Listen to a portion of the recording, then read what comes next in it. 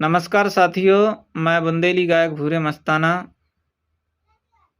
आज भारत रत्न संविधान निर्माता डॉक्टर भीमराव अंबेडकर जी की 135वीं जन्म जयंती पर उन्हें शत शत नमन करता हूँ, कोटि कोटि नमन करता हूँ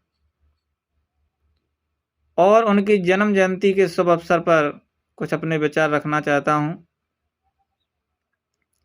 कि बाबा साहब को आजकल कुछ लोगों ने एक वर्ग का, एक जाति का, एक समुदाय का नेता बनाकर प्रसिद्ध कर दिया।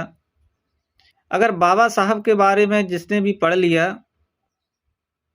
वो कभी भी एक तरफा बात नहीं करेगा, मूर्खता भरी बातें नहीं करेगा, ना ही इस उलझन में रहेगा कौन असली अम्बेडकरवादी कौन नकली अम्बेडकरवादी।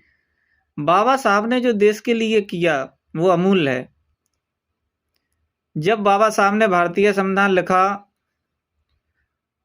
और संविधान लिखने से पहले देश के बंटवारे की भी बातें सामने आईं, पाकिस्तान के विभाजन में भी बाबा साहब विरोध में थे और उस समय और भी बंटवारे की बातें सामने आई थीं।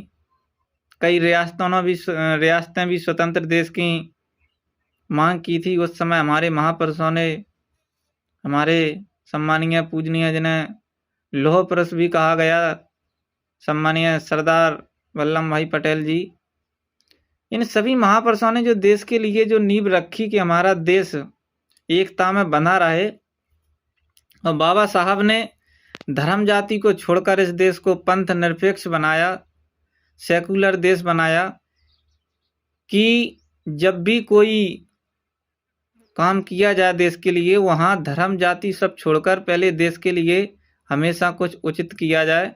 सर्वधर्म समभाव, सभी धर्मों का सम्मान करो। लेकिन आजकल कुछ लोगों ने बाबा साहब को एक अलग ही रूप दे दिया। बाबा साहब ने किसी एक समुदाय के लिए नहीं किया, दलितों के मसीहा उन्हें माना जाता है, उन्होंने किया जो कोई नहीं कर सकता था, उन्होंने किया। लेकिन भारत के हर व्यक्ति के लिए बाबा साहब ने कुछ ना कुछ किया है। जब बाबा साहब हिंदू कोड बिल की जो नींव रखी उन्होंने, उसको लेकर आए तो भारत की किसी भी जाति, किसी भी समुदाय की महिला हो, सभी महिलाओं के लिए अधिकार लेकर आए। बाबा साहब किसी एक समुदाय या जाति के नेता नहीं, वो महापुरुष। उन्होंने देश के लिए जो किया वो काबिल तारीफ है। लेकिन आज के मैं सभी लोगों से यही कहना चाहूँगा कि बाबा साहब को पढ़ें। शिक्षा विद्या ददाति विनयम, अपने अंदर विनम्रता लाएं और देश के लिए